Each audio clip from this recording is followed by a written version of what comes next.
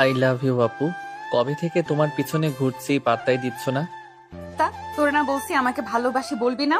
আমি এসব পছন্দ করি না। আরে আপু, আমি তো সেই ছোটবেলা থেকে তোমাকে ভালোবাসি। তুমি বুঝতে চাও না কেন বলো তো? আমার বোঝার দরকার নেই। আবার এসব ফালতু কথা বললে থাপ্পড় মেরে দাঁত ফেলে দেবো বেয়াদব। এই বলে তুলি ঘরে চলে গেল। তুলি ঈশানের মামাতো বোন।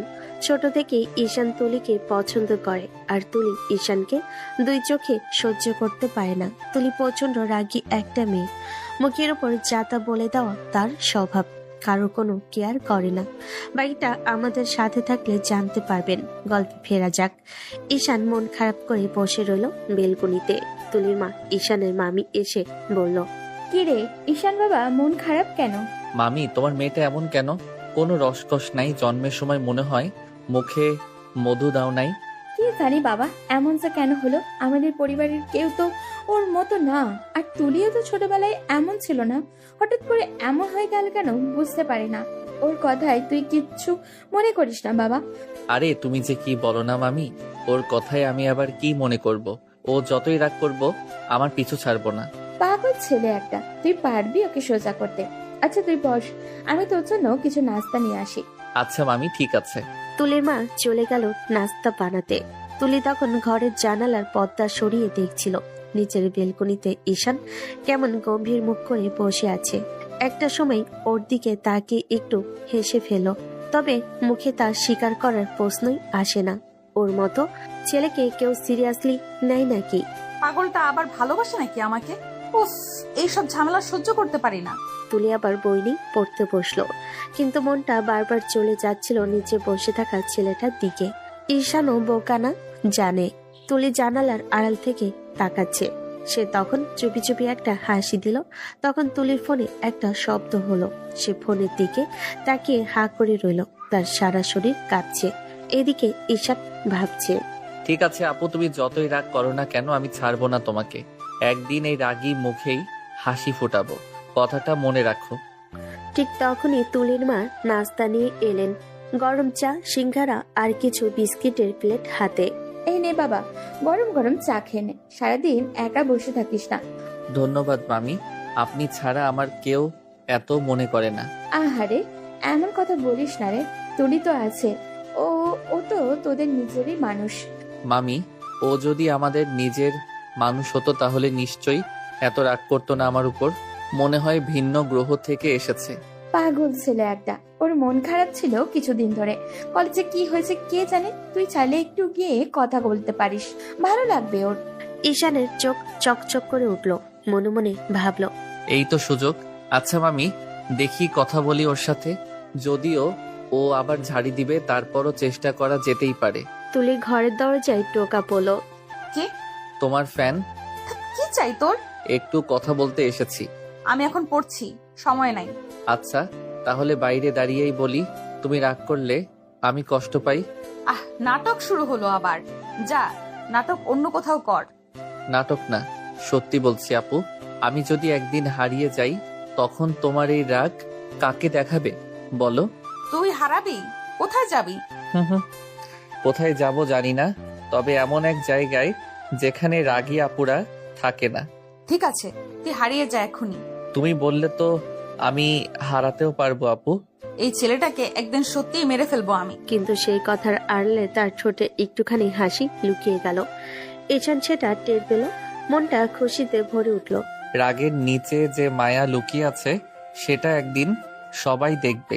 পরের দিনগুলোতে ঈশান আরো বেশি করে দিন রাত্রি তুলির সামনেই ঘোরাফেরা করতে লাগলো। কথা বলার জন্য ধরা সবই অদৃশ্য একদৃশ্য কাঠামোর মতো চলছিল, কিন্তু তুলি আগের মতো সোজা একদম নরম নয়। তার রাগে পাত্তাই নেই। আপু, তুমি একটু খেয়ে নাও। পড়ালেখা করে কি খেয়ে নেবে না? আমার খাবারের চিন্তা তোকে করতে হবে না। তুলির মুখে কাটা ধারালো কথাগুলো বলল, ঠিক সেইভাবে যেভাবে সে সবসময় সামনে নিজেকে কঠোর করে রাখে।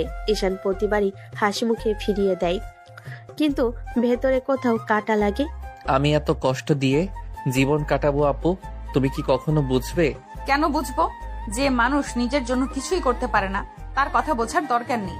তুলি কখনো টেনশনে ভেঙে পড়বে না। বাড়ির লোকেরা মনে করে ওর রাগ শুধু অভিমান। আসলটা অন্য কিছু। তুলি তার ভেতরের এক কোণায় তালা লাগিয়ে রেখেছে, আর কোনো চাবি নেই, কেউই খুঁজে পাবে না।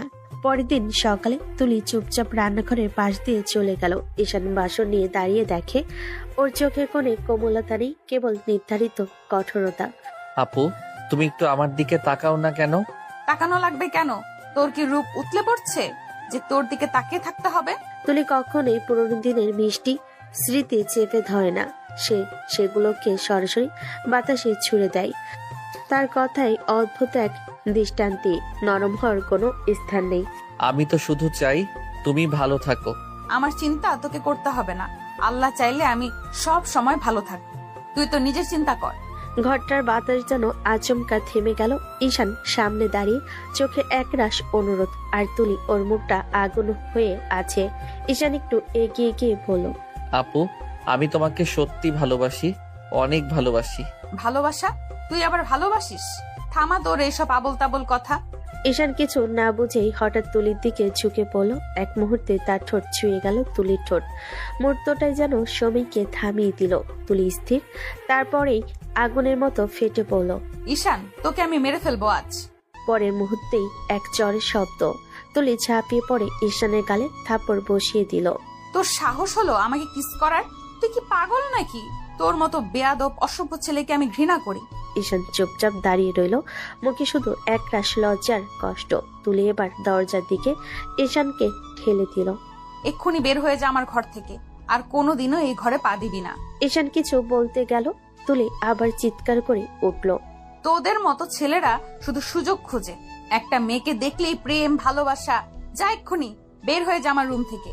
ঈশান মুখ নামিয়ে ধীরে ধীরে দরজার বাইরে চলে গেল। দরজাটা জোরে বন্ধ হয়ে গেল তার পেছনে। ঘরটা নিস্তব্ধ হয়ে গেল। তুলি রাগে কাঁপছে, বুক ওঠানামা করছে। হঠাৎ আয়নার সামনে গিয়ে দাঁড়ালো সে। নিজের প্রতিবিম্বের দিকে তাকিয়ে চোখ রাঙালো। তোর কিস করার সাহস হলো? এটাই তোর ভালোবাসা? ছি! টেবিলের উপর থেকে টিস্যু টেনে নিয়ে ঠোঁট মুছতে লাগলো বারবার, যেন সেই ছোঁয়া মুছে ফেলতে চাই।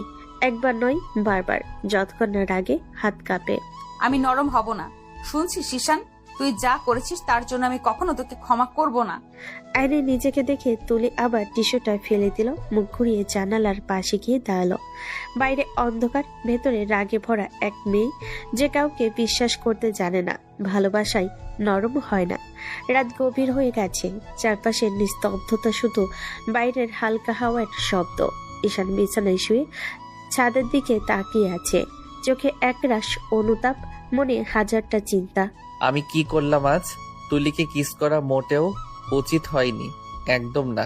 তার গলায় কাটার মতো আটকে আছে আফসোসের ঢোক। সে জানে তুলি এমনিতে ওকে সহ্য করতে পারে না, আর আজ যা করলো তারপর তো ওর ঘৃণা আরো বাড়বে। তুলি আপু তো এমনিতেই আমার সাথে কথা বলতে চায় না, হাসে না, কাছে আসতে দেয় না। এখন তো আরো ঘৃণা করবে আমাকে। আহারে, আমি কত বড় বোকামি করে ফেললাম। ঈশান মুখে হাত দিয়ে চোখ মুছলো। চোখ দুটো ভিজে উঠেছে, কিন্তু কান্না চেপে রাখলো। বুকটা ভারী লাগছে, কেউ যেন ওর ভেতরে পাথর বসিয়ে দিয়েছে। আমি তো শুধু ভালোবাসাটা বোঝাতে চেয়েছিলাম, কিন্তু যেভাবে বোঝালাম সেটা ভুল ছিল। তুলি আপু হয়তো কোনোদিনই আমাকে ক্ষমা করবে না। ওর মনে বারবার বাজছে তুলির রাগে ভরা কথা। বেয়াদব, তোকে আমি ঘৃণা করি। প্রতিটা শব্দ যেন ছুরির মতো কেটে যাচ্ছে বুকের ভেতর। আবেগের বশে কত বড় ভুল করে ফেললাম আমি। ভালোবাসা বোঝাতে গিয়ে অসম্মান করে ফেলেছি ওকে। সে বিছানার দিকে ফিরে চুপচাপ চোখ বন্ধ করলো। জানালার বাইরে চাঁদের আলো এসে মুখে পড়ছে, কিন্তু ওর ভেতর শুধু অন্ধকার। একটা অনুশোচনায় ভরা রাত, যেখানে ঈশান বুঝে গেল ভালোবাসে শুধু বলাই নয়, বোঝারও একটা সময় লাগে, আর সেই সময়টা সে নিজেই নষ্ট করে ফেলেছে। সকালটা তাজা, ঘর ভেতরে হালকা আলো ঢুকে পড়েছে, বাতাস ঠান্ডা, রাস্তার কাছের শব্দ। ঈশান দরজা খুলে আর নড়ে বসে। আজ সাবধানে ধীরে ধীরে এগোলো, তার মনটা ভর্তি অনুতাপে। সিদ্ধান্ত নিয়ে সে তুলির ঘরের সামনে এসে হাত দুটো কাঁপছিল। আপু, আমার কথা একটু শোনো প্লিজ, আমি সত্যি সরি বলছি। তুলি দরজা খুলে সামনে এসে দাঁড়ালো, চোখে আগুন, গলা কাঁপছে না, বরং গর্জনের মতো কঠিন। ওর হাত দুটো কাঁপছিল না, গালটা লাল, ঠোঁট কুচকে। খবরদার ঈশান, তোকে আমার আশেপাশে যেন আর না দেখি। তোকে দেখি আমার শরীরে আগুন জ্বলে। তুই যে ব্যবহারটা আমাকে করেছিস, তোকে ঘাট ধাক্কা দিয়ে বাসা থেকে বের করে দেওয়া উচিত ছিল। তুলির কণ্ঠে রাগ, কটাক্ষ, অপমান সব মিশে থাকা। সে আগে থেকেই বলেছে পরের বারে এমন কিছু করলে মাঠের আলোয় নামিয়ে দেবেন। ঈশান চেঁচাতে চাইলো, গলায় শব্দ আটকে গেল। আপু আমি বুঝতে পারিনি, আবেগের বশে করেছিলাম। মেয়ে দেখলে আবেগ উঠে তাদের কাছে যেতে ইচ্ছা করে। লম্পট কোথাকার। আমি লম্পট নই, বিশ্বাস করো। আমি শুধু ভালোবাসি বলেছি, ভুল হয়েছে। তুই কি ছেলে না ঈশান? প্রতিটা মেয়েকে দেখলেই কি ঠোঁটে ঠোঁট লেগে পড়বে? তোর মতো লম্পট দুশ্চরিত্র, তোদেরকে কোনো বিশ্বাস নেই। তুলির মুখে তীব্র অবমাননার শব্দ, রাগের কথা একটুও কমছে না। সে এক এক করে বলে যাচ্ছে যেন সারা জীবন ধরে জমে থাকা ক্ষোভ ঢেলে দিচ্ছে।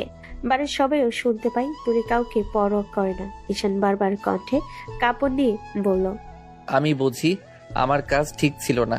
আমি ভেবেছিলাম তোমার কাছে আমার ভালোবাসাটা সত্যি পৌঁছাবে। আমি ভুল করেছি।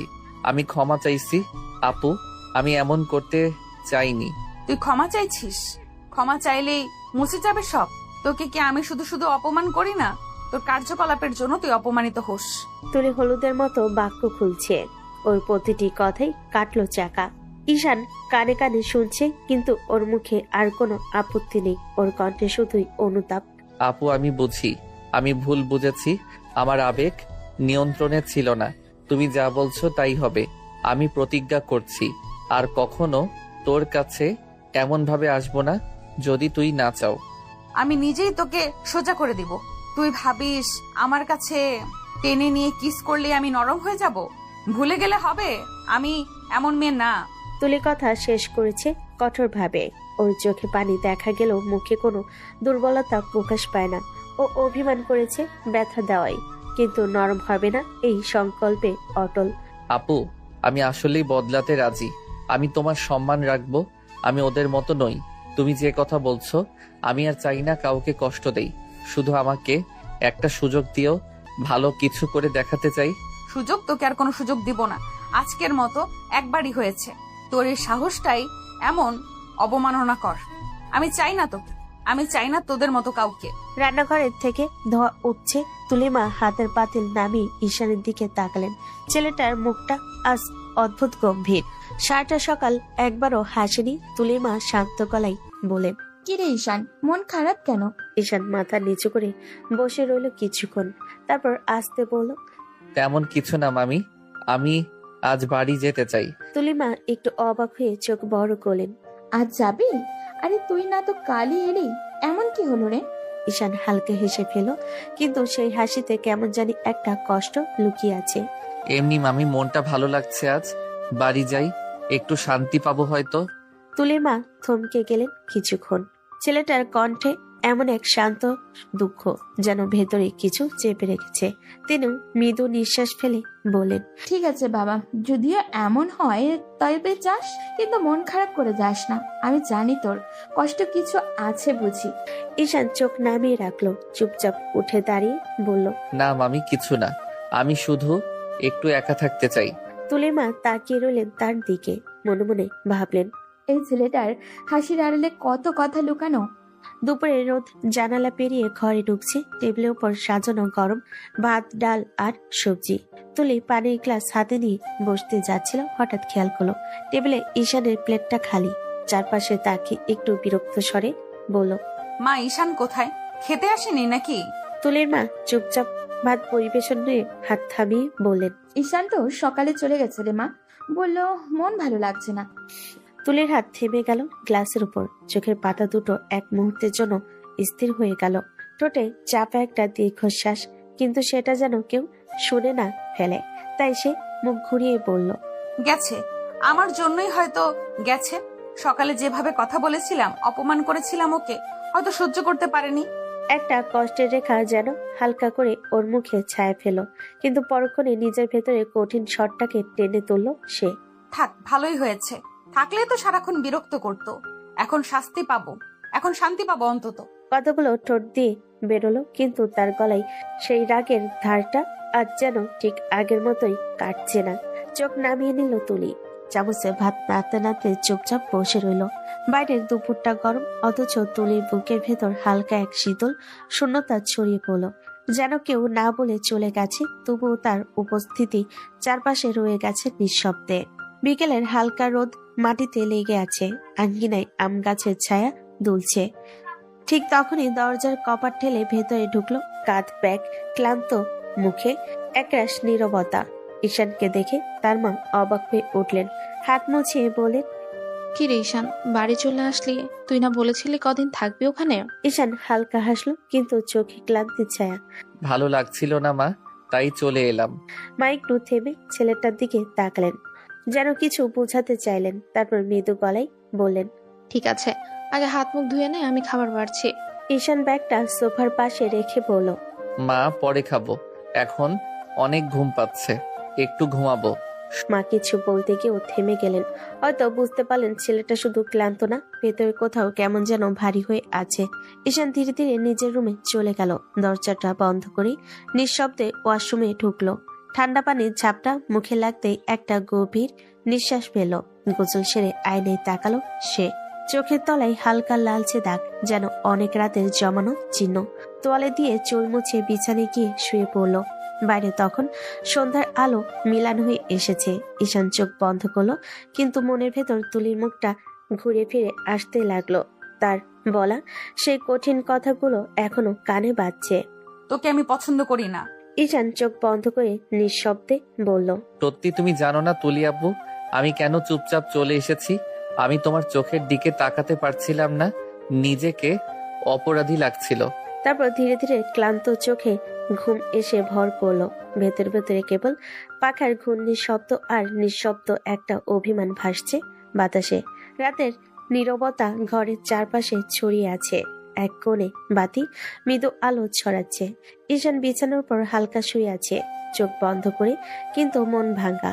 হঠাৎ দরজায় খসখস শব্দে এসে উঠে তাকালো। ঈশানের মা নিঃশব্দে ঘরের মধ্যে প্রবেশ করলেন, চোখে চিন্তার ছায়া, মুখে মৃদু উদ্বেগ। ঈশানের পাশে এসে বসে বলেন, বাবা কি হয়েছে তোর, আমাকে খুলে বল না। ঈশান প্রথমে কিছু বলল না, চোখের পাতা ভিজে উঠল। তারপর কাঁদতে কাঁদতে কণ্ঠে ভাঙা আওয়াজে বলল, মা, আমি তুলি আপুকে খুব ভালোবাসি, তুলি আপুকে আমার করে দাও না। ঈশানের মা কিছুটা অবাক হয়ে চোখে আশ্চর্যতার ছায়া মাখিয়ে বলেন, তুই এসব কি বলছিস রে? তুলি তোর থেকে বড়। ঈশান মাথা নিচু করে আরেকবার কান্না থামাতে পারল না। আমি এসব কিছু জানি না মা, আমি শুধু তুলিকে চাই, আমি তুলিকে বিয়ে করতে চাই। মা কিছুক্ষণ চুপচাপ তাকিয়ে রইলেন, তারপর ধীরে ধীরে হালকা হেসে বলেন, আচ্ছা দেখি কি করা যায়। ঈশান কিছু বলতে চাইল, কিন্তু মাতার কপালের উপর হাত রাখলেন, মৃদু আলতো স্পর্শ দিয়ে বললেন, এখন ঘুমিয়ে পড়, সব ঠিক হয়ে যাবে। এরপর তিনি নীরবে ঘর থেকে বেরিয়ে গেলেন, দরজা আস্তে আস্তে বন্ধ করে দিলেন। ঈশান আবার বিছানায় শুয়ে চোখে জল আর মুখে হালকা হাসি নিয়ে মৃদু বলল, মা ধন্যবাদ। ঘরের কোণে বাতির আলো নরম হয়ে গেল, কিন্তু ঈশানের হৃদয়ে হালকা শান্তি ঢেউ খেলল। সেই রাত, সেই নিঃশব্দ মুহূর্তে জন্ম নিল নতুন আশা। রাতের নীরবতা ঘরে ভরে আছে। ঈশান কাঁদতে কাঁদতে বিছানায় শুয়ে আছে। পাশের ঘরে বসে মাতার কান্না শুনে শুধু নিজে ভাবছেন ছেলেটার মনটা কতটা ভারী। তিনি শেষ পর্যন্ত ফোন হাতে তুলে নিলেন। ঈশানের মা ফোনে বলেন, ভাবি ঈশান সে তুলিকে বিয়ে করতে যাচ্ছে। দূর থেকে ফোনের অপর প্রান্তে তুলির মায়ের কণ্ঠ কিছুটা অবাক ভার। কি বলছো? ও কি সত্যি? আমার আগেই মনে হয়েছিল ঈশান তুলিকে পছন্দ করে, কিন্তু তুলি তো মনে হয় ওকে পছন্দ করে না। ঈশানের মা কিছুক্ষণ চুপচাপ থাকলেন, তারপর শান্ত গলায় বলেন, আপনি দেখুন না ভাবি, কি করা যায়। ঈশান খুব কাঁদছে শুধু তুলির জন্য। সে বারবার বলছে তুলিকে যেন তার বউ করে এনে দিই। তুলির মা হাত থামিয়ে ভেতরে চিন্তায় ডুবে কিছুক্ষণ চুপ রইলেন, তারপর বলেন, আচ্ছা আমি একটু তুলির সাথে কথা বলে দেখছি ওর মনে কি আছে। ঈশানের মা হালকা শ্বাস ফেলেন, গলার ভেতর মমত্ব আর উদ্বেগ মিলিয়ে বললেন, ধন্যবাদ ভাবি, আমি জানি আপনি ঠিক দেখবেন, ঈশানও কিছুটা শান্তি পাবে।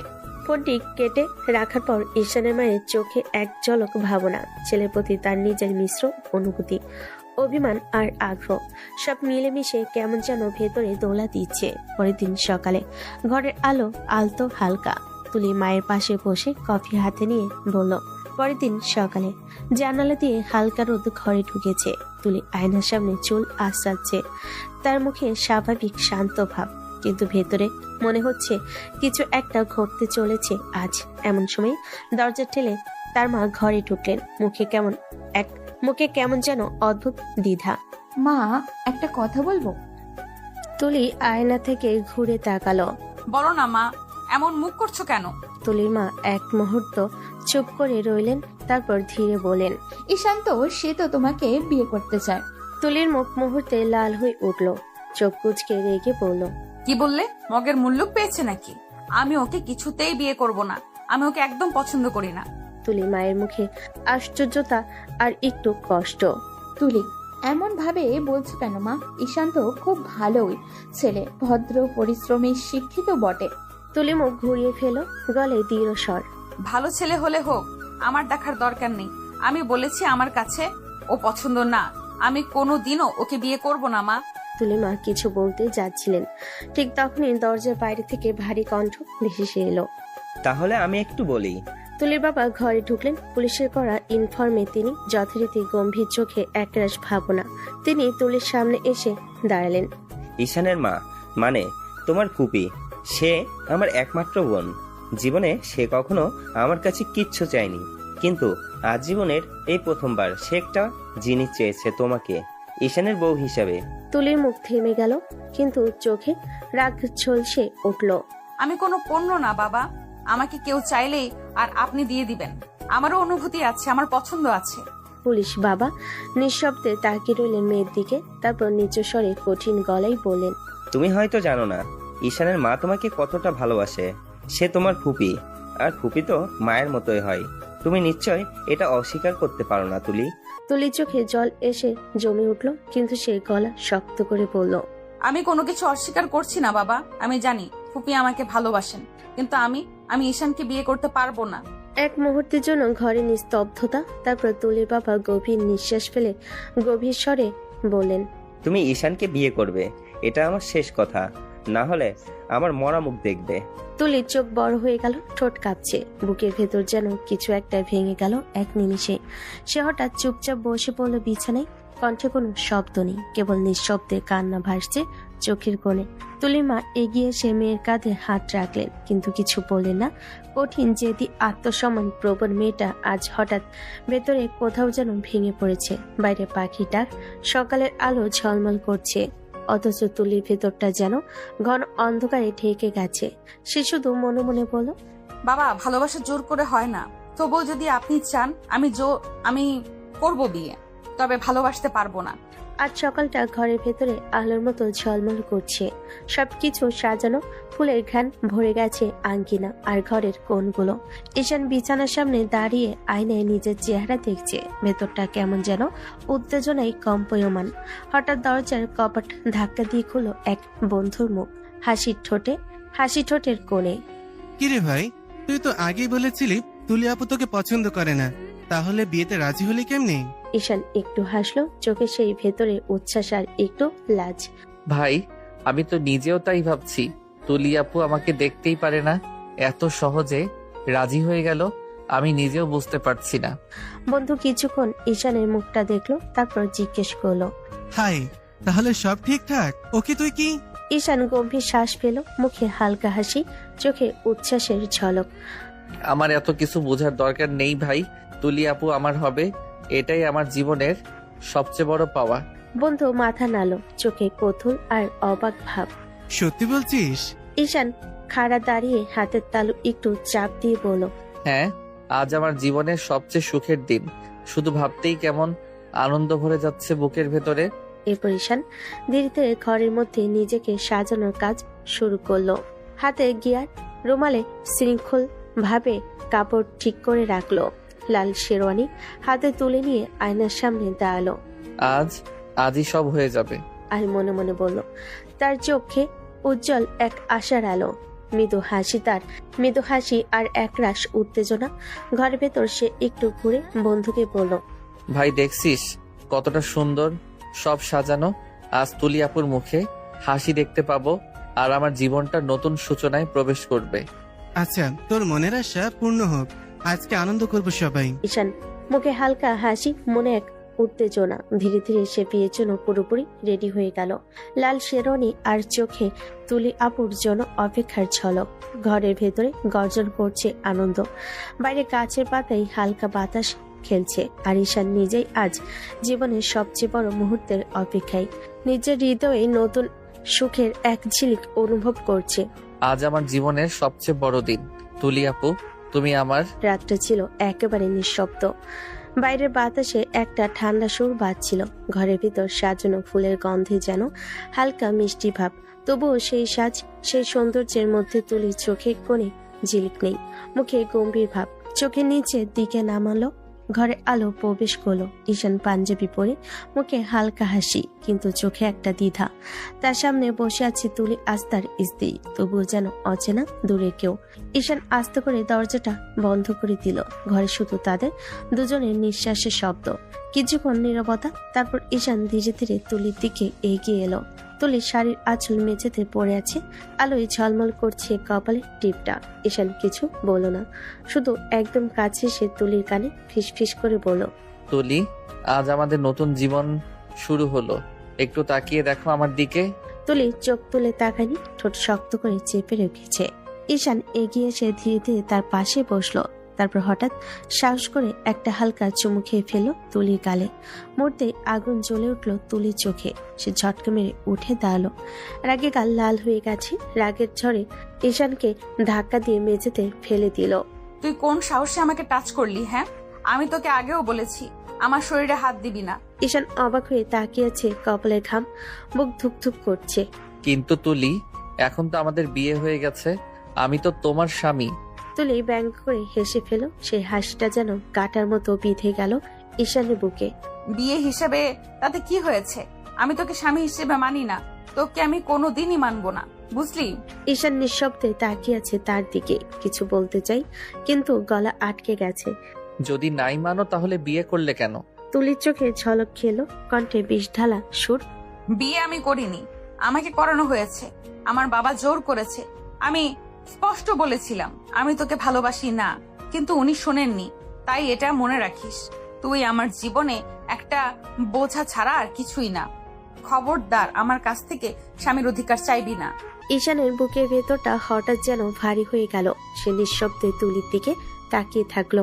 চোখে কষ্ট, ঠোঁটে কোনো কথা নেই। তুমি জানো না তুলি, আমি তোমাকে কতটা ভালোবাসি।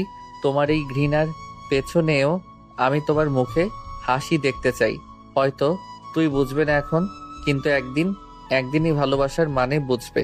তুলি ততক্ষণে মুখ ফিরিয়ে নিয়েছে, গিয়ে জানালার পাশে দাঁড়িয়েছে। বাইরে রাতের বাতাস হালকা নড়ছে, কিন্তু তার ভেতরটা যেন ঝড়ে ভরে গেছে। ঈশান মেঝে থেকে উঠে ধীরে ধীরে নিচে জায়গায় বসে পড়ল। চোখে জল জমেছে, তবু কণ্ঠে কোমলতা। আমি জানি তুমি রাগ করে বলছো, আমি কিছু জোর করব না। তুমি যেমনটা চাও আমি তেমনটাই করব, কিন্তু তুমি চাইলেও আমি তোকে ভালোবাসা বন্ধ করতে পারবো না তুলি। তুলি কোনো উত্তর দিল না, শুধু বাতাসে তার চুল উড়ে গেল। চোখের কোণে হালকা ঝিলিক, যেন কোথাও লুকিয়ে আছে অজানা দ্বন্দ্ব। রাতটা চুপচাপ কেটে গেল। একটা বিছানায় দুই মানুষ, কিন্তু তাদের মাঝে হাজার মাইলের দূরত্ব। ঈশান চোখ বন্ধ করে শুয়ে আছে, মনে মনে বলছে, তুমি যতই দূরে থাকো তুলি, আমি প্রতিদিন তোমাকে ভালোবাসবো, নীরব ভালোবাসায়। আর তুলি জানালার পাশে বসে আছে, ঠোঁটে কঠোরতা, কিন্তু চোখের কোণে এক ফোঁটা জল গড়িয়ে পড়ে যাচ্ছে। রোদ হালকা করে ঘরের জানালা দিয়ে ঢুকছে, কাপা আলো বিছানার উপর পড়েছে। তুলির চোখ ধীরে ধীরে খুলল।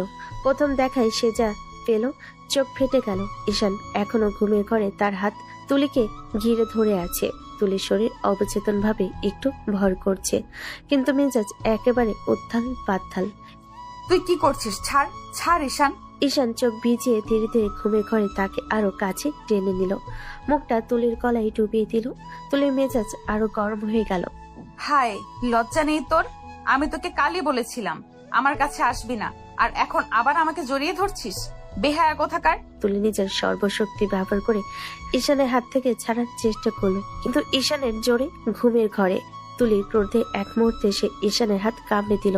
ঈশান হঠাৎ লাফিয়ে উঠে চোখ কপালে উঠে বলে, কি হয়েছে? তুলি চোখ চকচক করে তাকালো।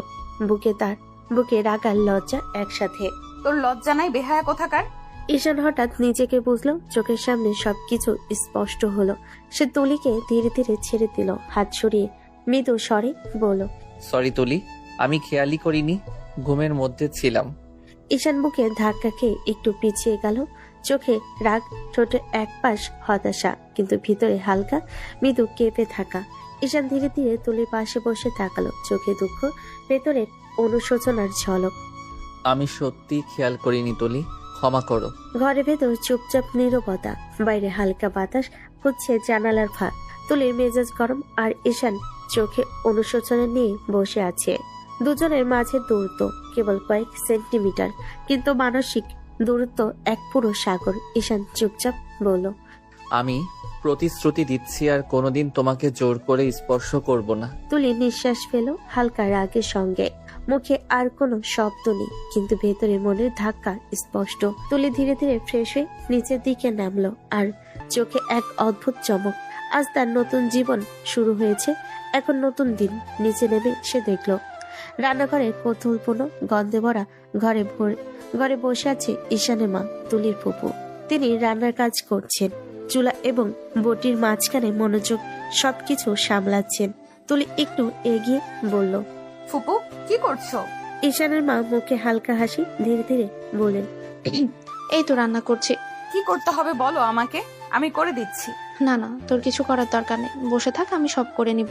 তুলি হালকা মাথা নাড়ল, কিন্তু মুখে রেখে নেই, বরং একটু গম্ভীর ভাবে বলল, আমি পারি তো সব ফুপু, একটু আমাকে বলো, আমি হেল্প করছি। ঈশান মা কিছুক্ষণ তাকিয়ে রইলেন, তারপর ধীরে ধীরে বললেন, আচ্ছা তাহলে হালকা হেল্প করবে, শুধু টুকটাক, বাকিটা আমি সামলাবো। তুলি রান্নাঘরের পাশে এসে দাঁড়ালো, হাত বটিতে, চোখে উৎসাহ। তারা দুজন মৃদু কথায় কথা বলছে, মাঝে মাঝে হাসি, মাঝে মাঝে চুপচাপ। ফুপু জানতেন তুলির এই ছোট্ট সাহায্য আসলে বড় আনন্দ নিয়ে আসে। তুলি হেসে বলল, তোমার সাথে রান্না করাটাও মজা লাগছে। ঠিক আছে চলো, এখন দেখি কার হাতের রান্না আগে শেষ হয়। রোদ হালকা আলো নিয়ে ঘরের ভেতর ঢুকছে। রান্নাঘরের গরম বাতাসে তুলি শাড়ির আঁচল কোমরের গুজে বসে আছে, হাতের সাথে বটির মধ্যে সবকিছু ঠিকঠাক করছে। চোখে মনোযোগ, ঠোঁটে অদ্ভুত এক মৃদু হাসি। ঈশান ফ্রেশ হয়ে নিচে নামলো। জানালার আলোয় তার চোখে এক ঝলক আনন্দ। সে ঢুকে দেখল তুলির এমন দৃশ্য, শাড়ির আঁচল কোমরের গুজে রান্নায় মনোযোগী। তার চোখে হঠাৎ ভালো লাগার ঢেউ। মনে হলো এ সত্যি পাক্কা গৃহিণী। ঈশান ধীরে ধীরে সোফায় বসলো। বলল না, শুধু চুপচাপ ফোনে নীরবভাবে কিছু টিপছে চোখে, কিন্তু চোখ বারবার তুলির দিকে। প্রতিটা হাসি, প্রতিটা হাতের কাজ, সবকিছুই তার মনে গভীর ছাপ ফেলেছে। ঈশানের মা রান্নাঘরের পাশ থেকে এক নজর দেখে বলেন, দেখি শান্তুলি রান্না করেছে। ঈশান হালকা হেসে শুধু মাথা নাড়ল। কিছু বলতেই তার মন চাইল না, বরং সে আরো কাছ থেকে তুলিকে দেখলো। তুলি একটু ফিরে তাকালেন ঈশানের চোখের দিকে, চোখে ধাঁধার এক ঝলক। মনে হলো এই মুহূর্তে কিছু বলার দরকার নেই, শুধু দেখা, অনুভব করা যথেষ্ট। ঈশান চোখে আরেকবার তাকালো, মনে মনে বলল, কি সুন্দরভাবে কাজ করছে, কত মনোযোগী, কিন্তু আমার সাথে কেন এমন করে আমি বুঝি না। ঈশানের মা রান্নার কাজ সামলাচ্ছে, মাঝে মাঝে ঈশানের দিকে তাকিয়ে হেসে নিচ্ছেন। ঘরের ভিতর এক নিঃশব্দ আনন্দ। সোফায় বসা ঈশান ফোনের আড়ালে চুপচাপ তাকিয়ে আছে। কেন যেন প্রতিটি মুহূর্ত মনে হচ্ছে জীবনের সব থেকে বড় সুখ। দুপুরে সূর্য হালকা আলো ছড়াচ্ছে, ঘরের ভেতরটা উষ্ণ। তুলির রুমে শান্তি, বাতাসে হালকা ঘ্রাণ। তুলির মন আজ একটু অস্থির, চোখে রাগ আর ঠোঁটে কেমন এক মৃদু চাপ। তুলি গোসলের জন্য বাথরুমের দিকে এগিয়ে গেল। সে পরনের থেকে শাড়ি খুলে রাখলো, তারপর ঝর্ণা ছেড়ে দিল। তার সারাশরীর ভিজে গেল। হঠাৎ দরজা খোলার আওয়াজ, আর তারপর ঈশান বাথরুমে ঢুকে পড়ল। তুলির চোখ বড় বড় হয়ে গেল, লজ্জায় মুখ লাল হয়ে গেল। হাত অস্থিরভাবে বাতাসে নাড়াচাড়া করছে, যেন দ্রুত কোনো অবস্থা সামলাতে চাচ্ছে। ঈশানের চোখে এক অদ্ভুত মুগ্ধতা। সে কিছুক্ষণ দাঁড়িয়ে রইল, তারপর হঠাৎ বুঝলো অবস্থা ঠিক নয়। তুলি, সরি, আমি খেয়ালই করিনি। হঠাৎ দরজা দিয়ে বেরিয়ে এলো। রুমে ফিরে এসে সোফায় বসে অস্থির হয়ে গেল। হাতের আঙ্গুল নাড়ছে, চোখে বারবার তুলির ছবি ভাসছে। তুলি কিছুক্ষণ পরে গোসল করে বেরিয়ে এলো, চুল বেঁধে, শাড়ির আঁচল কোমরে ঠিক করে, কিন্তু চোখে রাগ আর ঠোঁটে লাজ।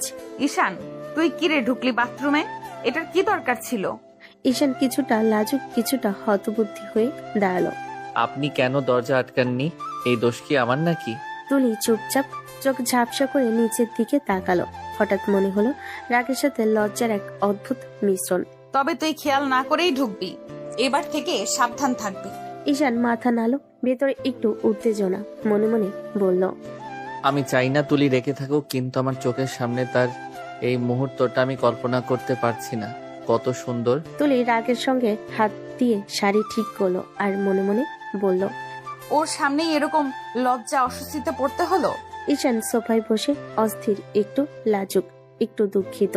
চোখ বারবার তুলির দিকে মন বলতে চাচ্ছে, আমি কিছুতেই ওর রাগ চাই না, তবে প্রতিটি মুহূর্তে ওকে দেখি আমি আজও ভালোবাসি। ঘরের ভেতরে এখন শুধু শান্তি, বাতাসের হালকা আলো আর দুজনের মধ্যে ছোট ছোট অদ্ভুত উত্তেজনা। তুলি রাগারাগি, ঈশান লাজুক, কিন্তু উভয়ের চোখে একরকম মিষ্টি আবেগ। বিকেলের মৃদু আলো জানালা দিয়ে ঢুকছে। ঘরের নরম বাতাস, টেবিলের উপর একটা লাল রঙের শাড়ি পরিপাটি করে ভাঁজ করে রাখা। তুলি ঠিক তখন বই পড়ছিল। ঈশান চুপচাপ এসে সামনে দাঁড়ালো, হাতে ছোট্ট একটা ব্যাগ, মুখে হালকা হাসি। তুলি, তোমার জন্য কিছু এনেছি। ঈশান ধীরে ব্যাগ খুলে ভেতর থেকে বের করলো শাড়িটা। চকচকে গাঢ় লাল পাড়ে সোনালি কাজ, রোদের আলোয় যেন এক মুহূর্তে ঘরটা আলোকিত হয়ে গেল। এটা তোমার জন্য, পরো তো দেখি তোমার গায়ে কেমন লাগে। কেন আমি পরবো? তোর কি মনে হয় আমি পরবো এটা? আমি দেখতে চাই এই শাড়িটা তোমার গায়ে কেমন মানায়, সেটা জানার ইচ্ছে হলো। আমার ঠেকা পড়ে নাই তোর কথা শুনতে। আমি যা খুশি পরবো। তুই কে রে বলার? যদি নিজে না পরো তাহলে কিন্তু আমি নিজে তোমাকে পরিয়ে দিব। সেটা নিশ্চয়ই তোমার ভালো লাগবে না। ঈশান একটু এগিয়ে এসে মৃদু স্বরে বলল। তুলির চোখ বড় হয়ে গেল, রাগে গাল লাল হয়ে উঠল। তোর সাহস হবে এমন কিছু করার? রেগে লাভ নাই তুলি, তাড়াতাড়ি পড়ো, না হলে আমি সত্যি নিজে পড়াবো। তুলির হাতের বইটা টেবিলে পড়ে গেল। সে দাঁড়িয়ে মুখ ওঠানামা করছে রাগে, কিন্তু ঈশানের চাহনি অদ্ভুত শান্ত আর মুগ্ধ। কিছুক্ষণ নীরবতা, তারপর তুলি চোখ সরিয়ে নিয়ে শাড়িটা হাতে তুলে নিল। তুই একদমই অশান্ত ছেলে। একদিন আমার ধৈর্য ফুরাবে, তখন দেখবি। তোমার ধৈর্যই তো আমার সবচেয়ে প্রিয় ব্যাপার তুলি। তুলি মুখ ঘুরিয়ে চলে গেল ড্রেসিং রুমে। ঈশান মুচকি হাসি নিয়ে দরজার দিকে তাকিয়ে থাকলো, মনে মনে ভাবলো, রাগী বউ হলেও আমার জীবনের সবচেয়ে সুন্দর মানুষ সেই। ঘরের বাতাসে তখন অদ্ভুত এক ঘ্রাণ, রাগ, ভালোবাসা আর মিষ্টি এক টানাপোড়েনের সুবাসে ভরা। সন্ধ্যার হালকা আলো জানালা দিয়ে ঢুকছে। তুলির ঘরটা ঘ্রাণে ভরা। ফুলের নতুন শাড়ির গন্ধে মিশে থাকা এক অদ্ভুত কোমলতা। তুলি বেরিয়ে এলো ড্রেসিং রুম থেকে। লাল শাড়ি কোমরে নিখুঁতভাবে গুজে, আঁচল সামান্য বাঁধা, চুলে হালকা কাঁধ পর্যন্ত ঢেউ। প্রতি একদম করে সে বেরোলো। ঈশান সোফায় বসে একদম চুপচাপ তাকিয়ে রইল। চোখ যেন ছটফট করছে, মুখে হাসি চেপে ধরেছে। ধীরে ধীরে সে উঠে দাঁড়ালো, ধীরে ধীরে তুলির দিকে এগিয়ে গেল। এক মুহূর্তে ঈশানের হাত তুলির ঘাড়ে ঠেকলো, আর ধীরে ধীরে সে মুখ ডুবিয়ে দিল তুলির ঘাড়ে। হঠাৎ তুলি চেঁচিয়ে ওঠে, রাগ আর লজ্জা মিশ্রিত। ঈশান ছাড়, সর, বাড়াবাড়ি করছিস। এমনই থেকো একটু। গায়ে আরেকটু মৃদু চুমু দিল, তারপর পকেট থেকে ছোট্ট ফুলের গাজরা বের করলো। ধীরে ধীরে তুলির চুলে গাজরা পরালো, চোখে মুগ্ধতা, মুখে হালকা হাসি। তোমাকে এখন অসম্ভব সুন্দরী লাগছে তুলি। তুলি চুল ছুঁয়ে সরাতে চাইলো, চোখে রাগ, ঠোঁটে লজ্জার ঝলক। ছাড় ঈশান, বেশি বেশি হচ্ছে কিন্তু। ঈশান ধীরে ধীরে তার কাঁধ ধরে তাকালো, চোখে আগ্রহ, মুখে মৃদু হাসি। আজ কোনো কিছু আমার আটকাতে পারবে না তুলি, শুধু একটু আদর করব তোমাকে। এই ছেলে সত্যিই অদ্ভুত। রাগ ওর ভেতরে থাকলেও এই মুহূর্তে মৃদু স্পর্শ আর চোখের মুগ্ধতা ছুঁয়ে গেছে হৃদয়। তুলি চুপচাপ চোখ ফেলে নিচে, মনে মনে বলল। তুলি চুপচাপ। ঈশান ধীরে ধীরে তুলিকে পাশে বসালো, হাত ধরে। দেখি আমার এই ছোট্ট ভালোবাসা সহ্য করতে পারো কিনা। তুলি চুপচাপ, বুকের ভিতর এক অদ্ভুত উত্তেজনা, রাগ, লজ্জা আর মিষ্টি আবেগ একসাথে। ঘরটা যেন ভরে উঠল প্রেমের নরম আলোতে। আর বাইরে সন্ধ্যা ধীরে ধীরে ঘন হয়ে আসছে। রাতের নরম আলো ঘর ভর্তি করেছে। বাতাসে হালকা সুগন্ধ, আর জানালাতে ভেসে আসছে বাইরে চুপচাপ রাতের আওয়াজ। ঈশান ধীরে ধীরে তুলির দিকে এগিয়ে এলো, চোখে এক মুগ্ধতা, মুখে অদ্ভুত হাসি। তুলির হাত ধরে নরম কণ্ঠে বলল, আজ শুধু তোমাকে চাই তুলি। তুলি চোখ বন্ধ করে নিঃশ্বাস নিল। রাগ, লজ্জা আর হঠাৎ যে নরম উত্তেজনা সব মিলিয়ে এক অদ্ভুত মিশ্রণ। ঈশান ধীরে ধীরে তুলিকে নরমভাবে চুমু দিল। প্রথমটা নরম, কোমল, শুধু অনুভূতির অভিব্যক্তি। তারপর তার ঠোঁট ধীরে ধীরে তুলির ঘাড়, বুক, গলা স্পর্শ করতে লাগলো। তুলি চোখ বন্ধ করে রেখেছিল, শরীর অবচেতনভাবে সাড়া দিচ্ছিল। মন ভেতর থেকে এক অদ্ভুত উত্তেজনায় কেঁপে উঠছে। ঈশান ধীরে ধীরে তুলিকে কোলে তুলে বিছানায় শুয়ে দিল। তুলির হাত তার গায়ে আলতো স্পর্শ করতে লাগলো। আজ রাতটা শুধু আমাদের। তারপর ঈশান ধীরে ধীরে তুলির ঠোঁটের উপর ঠোঁট রাখলো। চুম্বনের মধ্যে হারিয়ে গেল যেন প্রেমের রাজ্যে। প্রতিটা স্পর্শ, প্রতিটি নিঃশ্বাসে ভরে গেছে এক গভীর ভালোবাসার আবহ।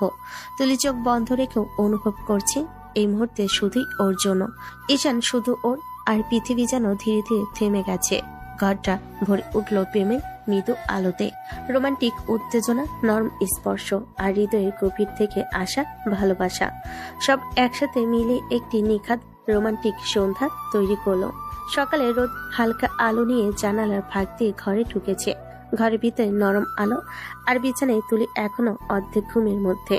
ঈশান ধীরে ধীরে তুলির দিকে এগিয়ে এলো, মুখে এক লাজুক হাসি, চোখে মুগ্ধতা। তুলির ঠোঁটের উপর আলতো চুমু দিল। আরে জান, উঠো, কত বেলা পর্যন্ত ঘুমাবে? তুলি হালকা বিরক্তি দিয়ে চোখ মুছে বলল।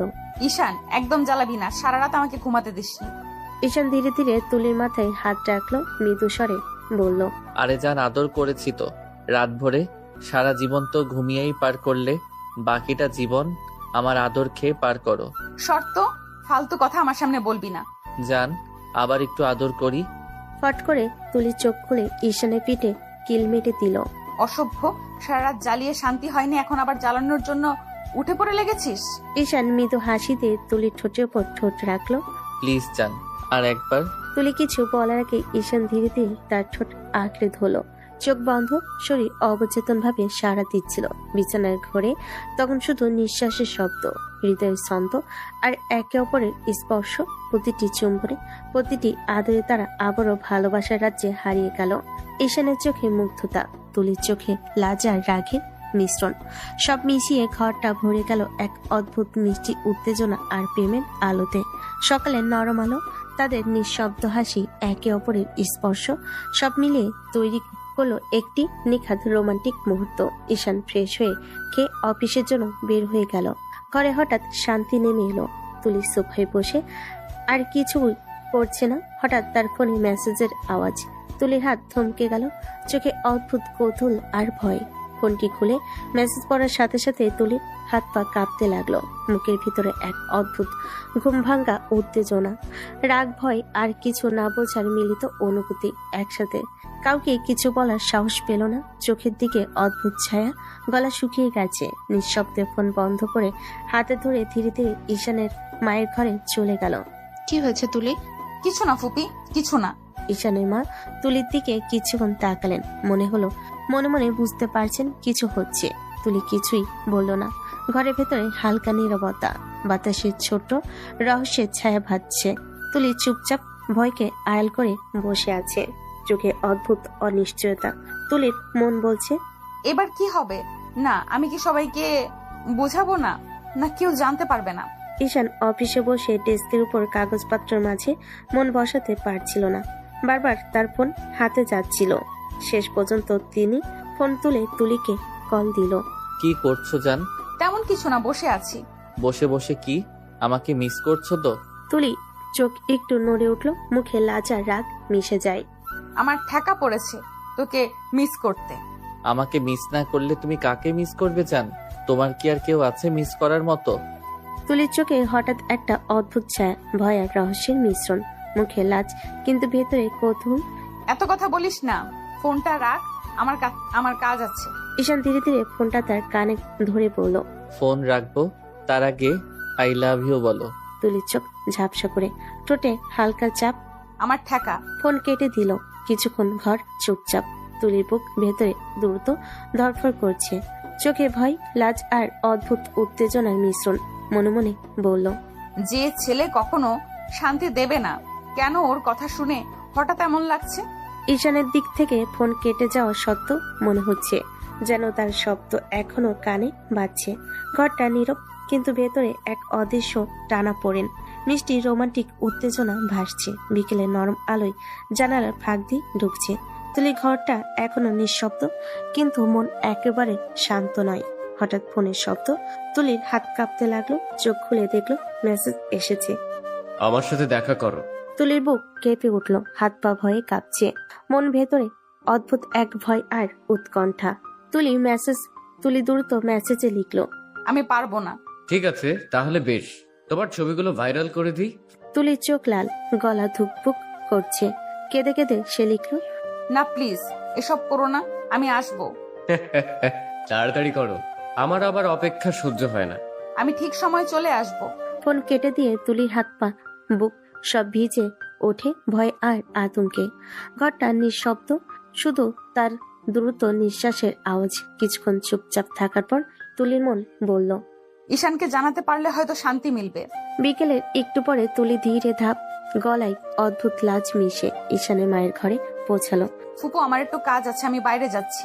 আচ্ছা, তাড়াতাড়ি চলে আসিস। তুলির চোখে ভয়, কিন্তু ঠোঁট চাপা। মন ভেতরে এক অদ্ভুত অস্থিরতা। ঘর ছেড়ে বের হওয়ার আগে সে একবার পিছনে ফিরে তাকালো। ভয়, উত্তেজনা আর অদৃশ্য রহস্য ভরে গেছে তার চোখে। ঘরটা নিঃশব্দ, কিন্তু বাইরে একটি অদৃশ্য বিপদের ছায়া অপেক্ষা করছে। বিকেলের হালকা সূর্য রেস্টুরেন্টের কাছের দেওয়ালে প্রতিফলিত হয়ে টেবিলগুলোকে সোনালি করে দিচ্ছে। ঠিক এত, একটু ব্যস্ত, একটু নীরব। তুলি এক কোণে বসে, বুকের ভেতরে অপ্রকাশিত চাপ। সে জানে আজকের সাক্ষাৎটি সহজ হবে না, তবু এসেছে, কারণ আর লুকাবার কিছু নেই। সিয়াম এসে টেবিলের কাছে দাঁড়ালো। তার ঠোঁটে একটা কুৎসিত হাসি, চোখে ঢের আত্মমহিমা।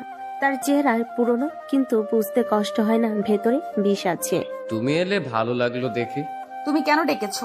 তোমাকে দেখতে ইচ্ছে করছিল, একটু সময় কাটাবো তোমার সাথে। তুলির ঠোঁট আশ্রে উঠল, চোখে আগুন জ্বলে উঠল। সে আস্তে আস্তে যা কিছু জানে সব মিলে তার রক্তকে লাল করে দিয়েছে। সেই মেসেজ, সেই হুমকি, পেছনের নোংরা পরিকল্পনা, আজ সে মুখ খুলবে। তোমার মতো বেয়াদবের সাথে আমি সময় কাটাতে আসিনি সিয়াম। তুমি জানো না কি করছো? সমস্ত ছবি যেগুলো আমার ব্যক্তিগত, তুমি কিভাবে বদলে ফেলেছো। সিয়াম দু চোখ ঝাপসা করে ঠোঁটে ঠান্ডা হাসি ফেরত দিল। মানুষ তো সবাই নকল ছবি চিনতে পারে না, একটু চাপ দিলেই তারা বিশ্বাস করবে। তোর বিয়ের খবর পেয়ে তো আমার তো মুখেই আগুন লেগেছে। এভাবেই মানুষদের ধাক্কা দিলেই ভালো লাগে। তুলির বুক ধরফর করতে লাগলো। সে কাঁদলো না, কেননা কাঁদলে দুর্বল মনে হবে। সে আর দুর্বল নয়। সে গোড়ালি শক্ত করে বসে রইল, কণ্ঠ জোর করে কষাকষি করে বলল, তুই যে নোংরা কাজ করেছিস, তুই ভেবে দেখেছিস তো তোর এই সব কাণ্ড আমাকে কতটুকু ভেঙে দিচ্ছে? আমার সম্মান, আমার পরিবার, সব। তুই কেন এমন করিস? তুই কি মানুষ? মানুষই তো এমন সুযোগই নেয় না। তুই যদি কথা শুনিস আমি শান্ত থাকবো, না হলে তোর জীবন ছাই করে দেব।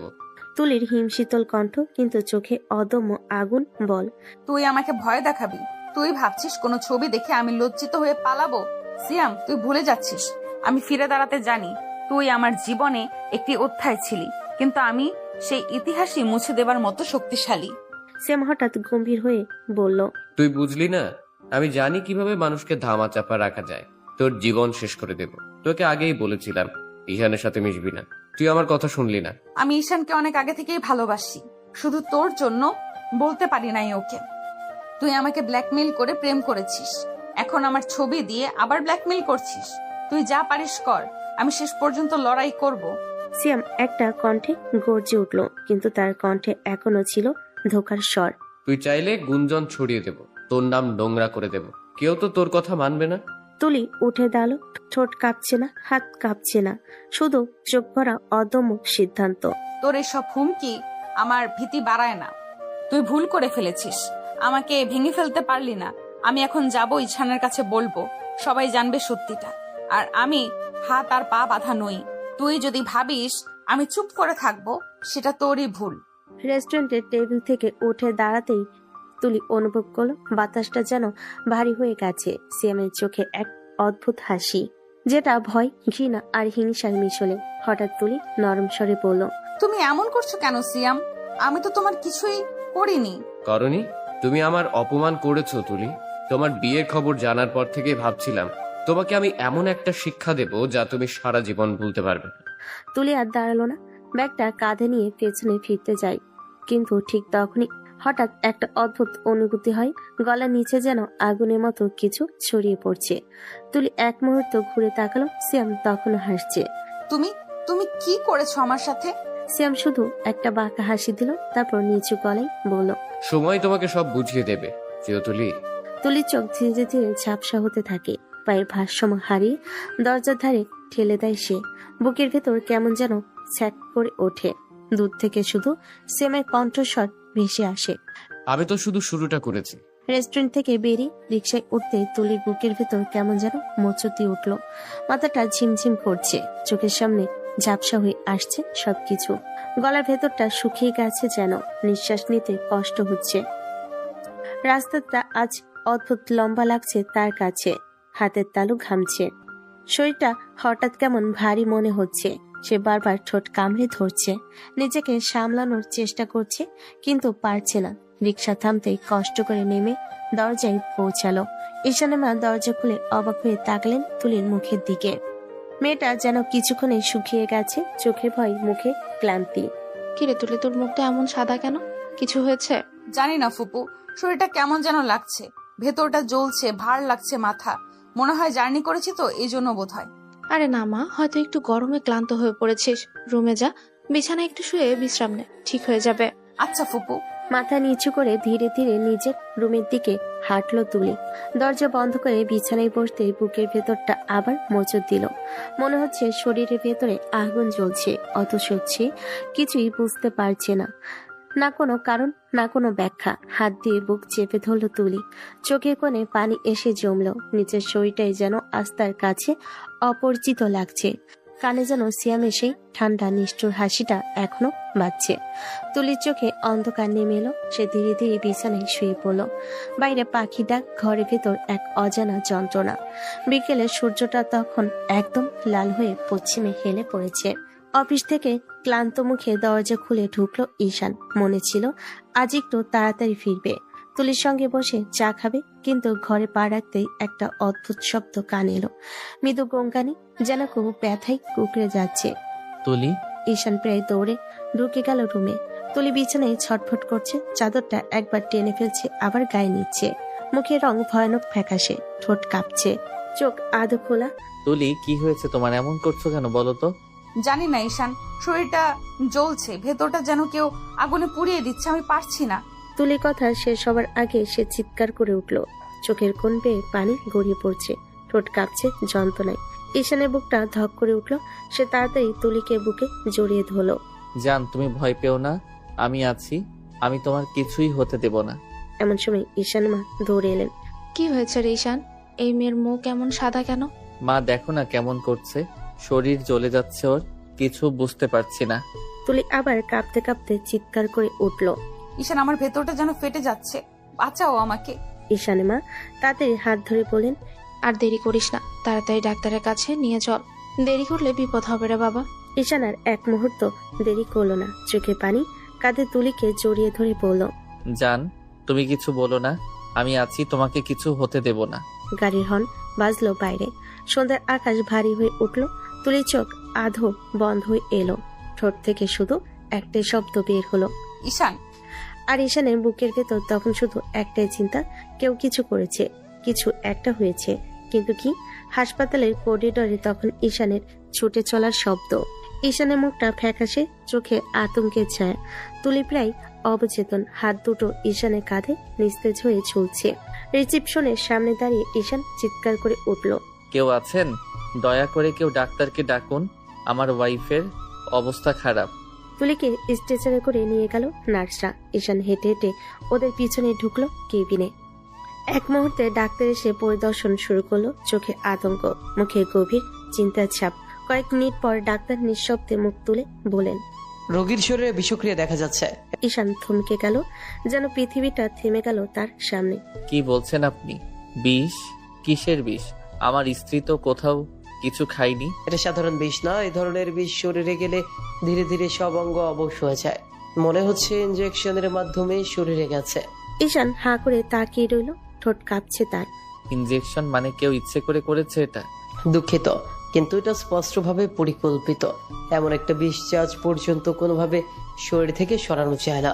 ঈশানের মুখের রং উধাও হয়ে গেল, চোখের রক্তিম রেখা জ্বলে উঠল।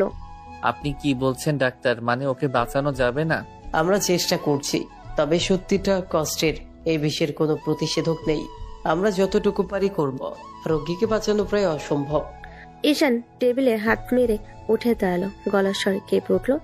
অসম্ভব মানে কি? আপনি কি চোখের সামনে একজন মানুষকে মরতে দেখবেন? আপনি ডাক্তার হয়ে কিছুই করতে পারবেন না? ডাক্তার চুপচাপ থেকে মাথা নিচু করলেন। কিছুক্ষণ নীরবতা, তখনই করিডোর থেকে তুলির কষ্টের আর্তনাদ ভেসে এলো। ঈশান, আমার শরীর চলে যাচ্ছে। ঈশান ছুটে গেল তুলির কাছে। তুলির শরীর কাঁপছে, ঠোঁট শুকনো, মুখের রং ফ্যাকাশে। ঈশান তার হাত দুটো ধরে কাঁপা কাঁপা গলায় বলল, আমি আছি তুলি, কিছু হবে না তোমার।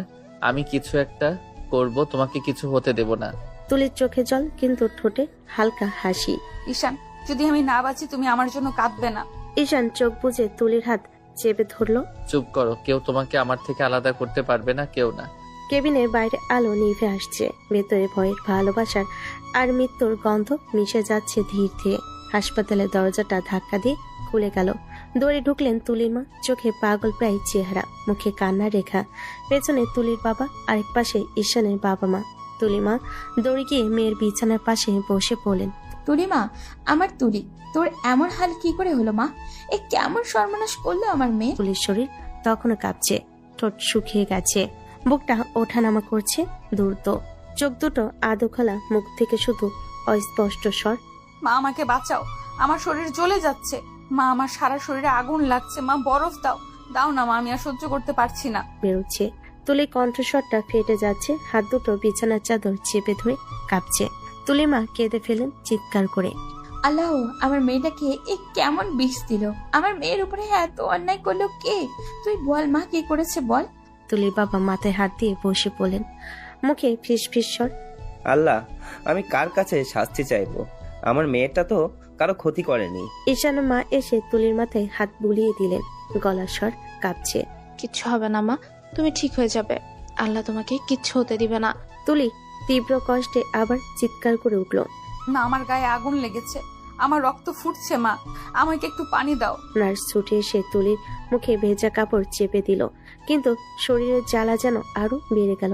ঈশান দাঁড়িয়ে আছে এক কোণে, মুখে চোখে রক্তিম রাগ আর অসহায়তা। সে মুষ্টি শক্ত করে বলল, আমি খুঁজে বের করব কে এটা করেছে ওর সঙ্গে। আমি শপথ করছি তুলি, আমি আজ কাউকে ছাড়বো না। তুলির মা মুখ চাপড়ে কাঁদছেন। আগে আমার মেয়েকে বাঁচাও বাবা, ওর চোখের পানি আমি আর সহ্য করতে পারছি না। আমরা সব চেষ্টা করছি, কিন্তু ওর শরীর বিষের সাথে লড়ছে না। কিছু একটা করেন ডাক্তার, কিছু একটা করেন। আমি আমার মেয়েকে হারাতে পারবো না। তুলির মা তখন মেয়ের মাথায় হাত বুলিয়ে কাঁদছেন। মা, চোখ খুলে তাকা, তুই কিছু বল না রে মা, তুই আমার কথা শুনছিস না কেন? তুলি নিঃশব্দে চোখ বন্ধ করে ফেলল। মনিটরের আলোটা থেমে ঝলসে উঠল, আর ঈশানের চোখে রক্ত ভেজা প্রতিজ্ঞা যে তার তুলিকে হত্যা করতে চাইছে, তার জীবনটা সে নরকে পরিণত করবে। হাসপাতালের করিডোরে হেঁটে বেড়াচ্ছিল ঈশান, চোখ লাল, মুখ নিস্তেজ, মনে একটাই প্রশ্ন ঘুরছে, কে এমন করতে পারলো তুলির সাথে? ডাক্তারের কথাগুলো এখনো কানে বাজছে। ওনার শরীরে এমন এক ধরনের বিষ পাওয়া গেছে যার কোনো প্রতিষেধক এখনো আবিষ্কার হয়নি। চোখের সামনে তুলির কষ্ট সহ্য করতে পারছিল না ঈশান। এক মুহূর্ত দেরি না করে সে হাসপাতাল থেকে বেরিয়ে রওনা হলো সোজা সেই রেস্টুরেন্টের দিকে যেখানে তুলি দেখা করতে গিয়েছিল। ও রেস্টুরেন্টে পৌঁছে ম্যানেজারকে বলল, ভাই, কাল বিকেলের সিসিটিভি ফুটেজটা লাগবে, খুব দরকার। ম্যানেজার প্রথমে একটু ইতস্তত করলো। কেন, কোনো সমস্যা নাকি? হ্যাঁ, সমস্যা হয়েছে আমার স্ত্রীর জীবনের। কিছুক্ষণ পর ফুটেজটা চালু হলো। স্ক্রিনে দেখা গেল তুলি রেস্টুরেন্টে ঢুকছে, কিছুক্ষণ পর এক তরুণ সিয়াম। দুজনের মধ্যে কিছু কথা কাটাকাটি চলছে। তুলি রেগে উঠে দাঁড়ালো, বেরিয়ে যেতে উদ্যত হলো। ঠিক তখনই সিয়াম পিছন থেকে একটা ইনজেকশন বের করে ওর কাঁধে ঢুকিয়ে দিল। ঈশানের বুকের ভেতর যেন আগুন জ্বলে উঠল, চোখে রক্ত উঠে গেল তার। সে ফোন বের করে ফুটেজটা কপি করে নিল আর ছুটল থানার দিকে। পুলিশ অফিসার কড়াভাবে জিজ্ঞেস করলো, আপনি নিশ্চিত এই ছেলেটাই করেছে? আমি নিজের চোখে দেখেছি ওই নরপিশাচি আমার স্ত্রীকে মেরেছে। ফুটেজ দেখে পুলিশ আর দেরি করলো না। সন্ধ্যার মধ্যেই তারা শ্যামের বাসায় হানা দিল। দরজা খুলতেই পুলিশ তাকে ধরে ফেলল। শ্যাম প্রথমে অস্বীকার করলো। আমি কিছু করিনি, ও নিজেই অসুস্থ হয়েছে। পুলিশ তাকে মারতে শুরু করলো আর ঈশান সামনে দাঁড়িয়ে রাগে কাঁপছে। এক পর্যায়ে চিৎকার করে শ্যাম বলে ফেলল, হ্যাঁ করেছি, ও আমার প্রেমিকা ছিল। ও আমাকে ছেড়ে অন্য ছেলেকে বিয়ে করেছে, তাই আমি সহ্য করতে পারিনি। আমি ওর ছবি এডিট করে ব্ল্যাকমেইল করতাম। ও আমার কথা শোনেনি, দেখা করতে গিয়েছিল কিন্তু সময় দেয়নি। রাগে আমি ইনজেকশনটা পুশ করে দিয়েছি। ঈশানের চোখে পানি চলে এলো, কিন্তু সেই পানির নিচে জমেছিল আগুন। সে এগিয়ে গিয়ে কলার চেপে ধরলো সিয়ামের। সামান্য একটা প্রতিশোধের জন্য তুমি একটা মেয়ের জীবন কেড়ে নিলে? তুমি মানুষ না, পশুও। পুলিশ অফিসার চিৎকার করে বলল, যথেষ্ট হয়েছে, ছেড়ে দিন, আমরা নিয়ে যাচ্ছি ওকে। শ্যামকে টেনে হিসে নিয়ে গেল পুলিশ। ঈশান মাটিতে বসে পড়ল।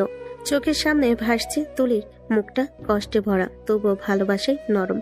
মনে মনে বলল, তুমি একটু অপেক্ষা করো জান, আমি তোমাকে এই দুনিয়ার যে অন্যায় দিয়েছি তার বিচার করে যাব। তোমার কোনো কষ্ট বৃথা যাবে না। হাসপাতালের করিডোরে সাইরেনের শব্দ বাজছে। চোখের সামনে দৌড়ে যাচ্ছে নার্স, ডাক্তার, আর কাছের ওপাশে ভেসে আসছে তুলির চিৎকার। আমার শরীর জ্বলে যাচ্ছে, কেউ আমাকে বাঁচাও। ঈশান দরজার বাইরে তারই পাথরের মতো হয়ে গেছে। তার চোখ দুটো জমে থাকা অশ্রু টলমল করে গড়িয়ে পড়ল গাল বেয়ে।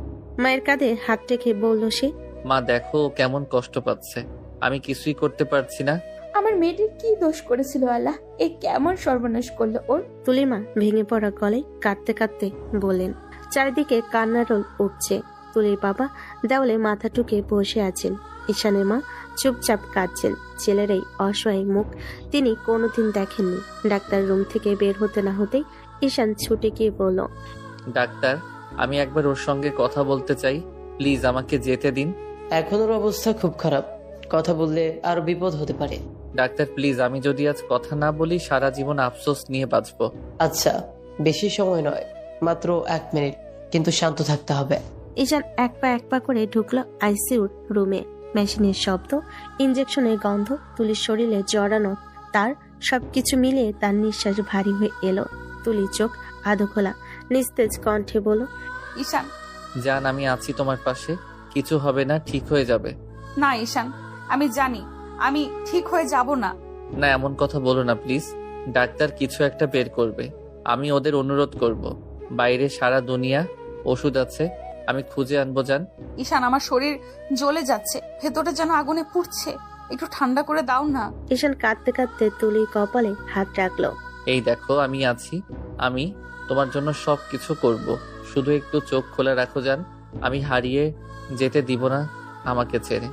ঈশান, আমি তোমাকে কষ্ট দিতে চাইনি, আমি শুধু চেয়েছিলাম তুমি সুখে থাকো, কিন্তু আমার ভাগ্যে সুখ ছিল না। এসব বলো না প্লিজ জান, এমন ভাবে কথা বলো না, তুমি ভালো হয়ে যাবে। যদি আমি না থাকি তখন মনে রাখবে আমি তোকে ভালোবাসতাম অনেক বেশি। ঈশান কেঁপে উঠলো, চোখ দিয়ে পানি পড়তে লাগলো থেমে থেমে। না জান, থামো, তুমি কোথাও যাবে না, তুমি শুধু আমার, আমি তোমাকে বাঁচাবো। ঈশান, আমার ঠান্ডা লাগছে, একটা কথা মনে রেখো, ভালোবাসা মরে না। তুলি শেষবারের মতো হাত নাড়িয়ে ঈশানের গাল ছুঁয়ে বলল, তারপর চোখের পাতা আস্তে আস্তে নামতে লাগলো। ঈশান চিৎকার করে উঠল, তুলি জান, চোখ খোলো প্লিজ, কেউ আসো, ওকে বাঁচাও। ডাক্তাররা দৌড়ে এলো। মেশিনের শব্দ বেড়ে গেল, কিন্তু তুলির হাত ঠান্ডা হয়ে যাচ্ছিল ধীরে ধীরে। ঈশান মাথা তুলির বুকের উপর রেখে কাঁদতে লাগলো নিঃশব্দে। তুমি বলেছিলে ঠান্ডা লাগছে জান, এখন তুমি একদম ঠান্ডা হয়ে গেছো। আমি কিভাবে বাঁচবো তোমাকে ছাড়া? হাসপাতালের করিডর তখন এক অচেনা ভয়াবহ নীরবতা। হঠাৎ ভেতর থেকে এক তীব্র চিৎকার কানে এসে আশ্রে পড়ল, তুলি, তুলি, চোখ খোলো একবার, চোখ খোলো জান, প্লিজ একবার কথা বলো আমার সাথে। ডাক্তাররা তাড়াহুড়ো করে আইসিইউ থেকে বেরিয়ে আসছে। কাছে দরজার ওপারে তুলির নিথর দেহ, পাশে মনিটরে বিপ বিপ শব্দ থেমে গেছে। তুলির মা মেঝেতে লুটিয়ে পড়ে চিৎকার করে কাঁদলেন, আমার মেয়েটাকে বাঁচাইয়ে দেন, কেউ আমার মেয়েকে বাঁচিয়ে দেন। এইভাবে কি মেয়ে হারানো যায়? আমার একটাই মেয়ে, আল্লাহ তুমি কেন এমন করলে? তুলির বাবা দেওয়ালে মাথা ঠুকতে ঠুকতে কাঁদছেন। ঈশানের মা চিৎকার করে এগিয়ে এসে ঈশানকে জড়িয়ে ধরলেন, কিন্তু ছেলেটা তখনও পুরো ভেঙে পড়েছে। মা, ওরে তো আমি প্রতিদিন বলি নিজের খেয়াল রাখো, কিন্তু মা আজ আমি ওরে বললাম না, শেষবার বললাম না ভালোবাসি। কথা শেষ করতে না করতেই ঈশান মেঝেতে বসে পড়ল, তার হাত দুটো তুলির বিছানার দিকে বাড়িয়ে হাহাকার করে কাঁদছে। আমি তোমার ছাড়া কি নিয়ে বাঁচবো জান? তুমি তো প্রতিদিন ঝগড়া করে শেষে আমায় হাসাও। আজ কই গেলে জান? আমার বাঁচার তো কোনো কারণই রাখলে না তুমি। ডাক্তাররা ধীরে ধীরে তুলির নিথর শরীরটা ঢেকে দিল সাদা চাদরে। ঈশান দৌড়ে গিয়ে চাদরটা টেনে খুলে বলল, না না, ও ঘুমায় নাই, ডাক্তারও ঘুমায় নাই, দেখেন না আমি ডাক দিচ্ছি, ওর চোখ নড়তেছে। কেউ কিছু বলতে পারল না, শুধু কান্নার আওয়াজ, হাহাকার আর মৃত্যুর গন্ধে ভরে গেল পুরো করিডর। দূর থেকে একটা মেয়ে দাঁড়িয়ে সব দেখছিল, শান্ত নিঃশব্দে। মেয়েটার নাম রিহা, তার চোখে জল থামছে না। নিজের বুক চেপে ধরে ফিস ফিস করে বলল, আজকালকার যুগে কেউ এমন ভালোবাসে? কেউ কারোর জন্য এভাবে পাগল হয়? আল্লাহ এমন ভালোবাসা কেন আমার কপালে জুটালে না তুমি? যে ভালোবাসা পেয়ে মেয়েটা ভাগ্যবতী হতো, সে আজ মৃত্যুর কোলে এমন ভালোবাসা পেয়েও হারিয়ে ফেললো। এক ফোঁটা জল গড়িয়ে পড়ল রিহার গালে। পেছনে করিডরে তখনও ঈশানের গলা প্রতিধ্বনিত হচ্ছে, তুলি ফিরে আয় জান, আমি তোর জন্যই বাঁচি। পুরো হাসপাতাল নিস্তব্ধ, শুধু কান্নার প্রতিধ্বনি যেন দেওয়ালে দেওয়ালে ফিরে আসছে। যেন প্রেম, কষ্ট আর অনন্ত আফসোস মিলেমিশে হয়ে উঠেছে এক শেষ নিঃশ্বাসের কান্না। হাসপাতালের করিডরে তখনও হালকা স্যালাইনের গন্ধ আর চোখে জল ভেজা নিঃশব্দ বাতাস। সবাই ধীরে ধীরে চলে গেল, শুধু এক কোণে চুপচাপ বসে আছে ঈশান। চোখ লাল, মুখ নিস্তেজ, কাঁধ ঝুলে পড়েছে ক্লান্ত পাখির মতো। তুলি সাদা চাদরে মোড়া নিথর দেহটা দূরে নিয়ে যাওয়া হয়েছে, কিন্তু ঈশানের চোখ এখনো সেই দিকে আটকে আছে। চোখ দিয়ে জল পড়ছে, কিন্তু সে মুছছে না, যেন কান্নারাও এক সীমা হারিয়ে গেছে। ঠিক তখনই পাশে এসে দাঁড়ালো এক মেয়ে, চুপচাপ শান্ত, তার মুখে হালকা বিষণ্ণ হাসি, চোখে মমতা। মেয়েটার নাম রিহা। রিয়া আস্তে করে ঈশানের পাশে এসে দাঁড়ালো, ধীরে বলল, আপনি আপনার স্ত্রীকে খুব ভালোবাসেন তাই না? ঈশান তাকালো না, শুধু নিঃশ্বাস ফেল, তার চোখ দিয়ে জল গড়িয়ে পড়ছে নীরবে। এক মুহূর্ত পর খুব কাঁপা গলায় বলল, ভালোবাসা না আমার জীবনের মানে ছিল ও, আজ মনে হচ্ছে আমি নিজেই অর্ধেক মানুষ হয়ে গেছি। রিহা নিঃশব্দে চোখ মুছে নিয়ে বলল, আপনার স্ত্রী সত্যি খুব ভাগ্যবতী ছিল। এমন ভালোবাসা খুব কমই পাই এই পৃথিবীতে। ঈশান মৃদু হেসে মাথা নিচু করলো, চোখ ভিজে, কণ্ঠটা যেন আটকে যাচ্ছে কানাই। ভাগ্য ভালো ছিল আমারই, ওর মতো মেয়ে যদি জীবনে একবারও আসে, মানুষ পুরো জীবনটাকে ধন্য মনে করে, কিন্তু আল্লাহ উনি ওকে আমার ভাগ্যে রাখেন নাই। জানি না কি এমন ভুল করেছি আমি, কেন ওকে হারানোর শাস্তি দিলেন আমায়। রিয়া এক মুহূর্ত চুপ করে ঈশানের মুখের দিকে তাকিয়ে রইল, তার চোখে অজানা কষ্টের ছায়া, তবুও ঠোঁটে সান্ত্বনার ভাষা। আল্লাহ উত্তম পরিকল্পনাকারী। হয়তো তিনি আপনার জন্য অন্য কোনো ভালো কিছু ভেবে রেখেছেন। কখনো কখনো হারানো এক ধরনের পাওয়া হয়। ঈশান চোখ তুলে তাকালো এক মুহূর্তের জন্য, তার চোখে অজস্র ভাঙা স্বপ্নের ছায়া। আল্লাহ যাই ভেবে রাখুন না কেন, আমার মন থেকে তুলিকে কোনোদিন মুছতে পারবেন না। ও আমার হৃদয়ে যেমন ছিল ঠিক তেমনই থাকবে যতদিন আমি বেঁচে আছি। রিহা আর কিছু বলল না, শুধু চুপচাপ দাঁড়িয়ে রইল তার পাশে। বাতাসে হালকা তুলিপীয় পারফিউমের গন্ধ এখনো ভাসছে, আর ঈশানের চোখে তখনও সেই একই প্রশ্ন, কেন আমার ভালোবাসার মানুষটা আমাকে ফেলে চলে গেল। হাসপাতালের জানালার বাইরে সূর্য ডুবে যাচ্ছে, আলোটা মলিন হয়ে আসছে।